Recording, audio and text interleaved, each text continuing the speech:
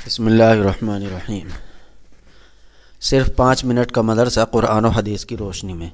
Number 1، اسلامی تاریخ۔ 2 دوستوں کا تذکرہ۔ قرآن کریم کی سورہ کہف میں 2 دوستوں کا تذکرہ کیا گیا ہے۔ ان میں سے ایک دولت مند تھا، اللہ تعالیٰ نے اس کو بہت سا مال، دولت اور نعمتیں عطا فرمائی تھی۔ اس کے انگور کے باغات تھے جس کے چاروں طرف کھجور کے درخت لگے ہوئے تھے اور بیچ میں شاندار کھیتی تھی، مگر وہ خدا کا منکر، متکبر اور گھمنڈ کرنے والا تھا۔ اور دوسرا دوست تنگ دست اور پریشان حال تھا، مگر مومن اور اللہ تعالیٰ کی عبادت کرنے والا تھا۔ ایک مرتبہ دولت مند دوست تکبر اور گھمنڈ میں آ کر کہنے لگا کہ میری یہ دولت ہمیشہ رہنے والی ہے اور کوئی طاقت اسے چھین نہیں سکتی۔ اس کے غریب دوست نے کہا کہ تم اپنے مال و دولت پر اس قدر گھمنڈ مت کرو، کیونکہ ہو سکتا ہے کہ اللہ تعالیٰ مجھے تم سے زیادہ مال و دولت سے نواز دے اور تمہارے مال و دولت کو آسمانی آفت اور خدائی عذاب سے برباد کر دے۔ آخرکار ایسا ہی ہوا کہ اللہ تعالیٰ نے اس کے باغوں اور کھیتیوں پر عذاب بھیج کر تباہ کر دیا اور وہ افسوس کرتا رہ گیا۔ یقیناً اللہ تعالیٰ مال و دولت پر تکبر اور گھمنڈ کرنے والوں کے ساتھ ایسا ہی معاملہ کرتا ہے۔ نمبر 2، حضور صلی اللہ علیہ وسلم کا معجزہ۔ تھوڑا سا پانی پورے لشکر کے لیے کافی ہونا۔ حضرت انس رضی اللہ عنہ فرماتے ہیں، ایک مرتبہ نماز کا وقت ہو گیا تو جو لوگ مسجد کے قریب تھے انہوں نے وضو کر لیا اور پانی ختم ہو گیا، جس کی وجہ سے دوسرے لوگوں کو وضو کرنے میں مشکلیں پیش آئی، تو رسول اللہ صلی اللہ علیہ وسلم کی خدمت میں پانی سے بھرا ہوا پتھر کا چھوٹا سا لوٹا حاضر کیا گیا، جس میں حضور صلی اللہ علیہ وسلم نے اپنی ہتھیلی مبارک پھیلانی چاہی، مگر لوٹا چھوٹا پڑا، تو آپ صلی اللہ علیہ وسلم نے اپنی انگلیوں کو برابر ملا کر اس میں رکھا تو پانی اتنا بڑھ گیا کہ اس سے 80 صحابہ نے وضو کیا۔ نمبر 3، ایک فرض کے بارے میں، نماز کا درجہ۔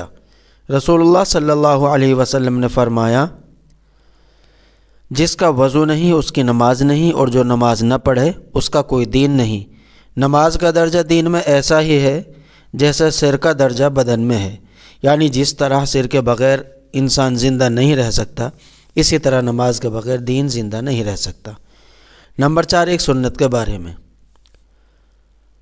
سستی کاہلی دور کرنے کی دعا۔ رسول اللہ صلی اللہ علیہ وسلم اس دعا کا اہتمام فرماتے تھے، اللہم انی اعوذ بک من العجز والکسل۔ ترجمہ، اے اللہ میں عاجزی سے اور کاہلی سے پناہ مانگتا ہوں۔ نمبر 5، ایک اہم عمل کی فضیلت، بیویوں کے ساتھ اچھا سلوک کرنا۔ رسول اللہ صلی اللہ علیہ وسلم نے فرمایا، مومنوں میں سب سے کامل ایمان والا وہ ہے جس کے اخلاق اچھے ہوں، اور تم میں بہترین لوگ وہ ہیں جو اپنی بیویوں کے ساتھ اچھا سلوک کرتے ہیں۔ نمبر 6، ایک گناہ کے بارے میں، شرک کی سزا۔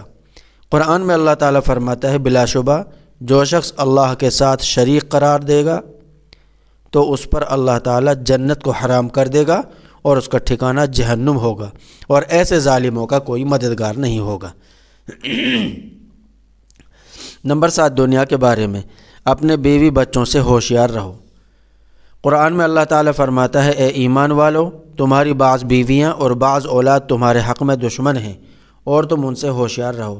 فائدہ، بیوی بچے بعض مرتبہ دنیاوی نفع کے لیے خلاف شریعت کاموں پر اصرار کرتے ہیں، انہی لوگوں کو اللہ تعالیٰ نے دین کا دشمن بتایا ہے اور ان کے حکم کو نہ ماننے کی ہدایت دی ہے۔ نمبر 8، آخرت کے بارے میں، جنت میں سونے چاندی کے باغات۔ رسول اللہ صلی اللہ علیہ وسلم نے فرمایا، جنت میں 2 باغ چاندی کے ہیں، ان کے برتن اور سب سامان چاندی کے ہیں، اور 2 باغ سونے کے ہیں، ان کے برتن اور سب سامان سونے کے ہیں۔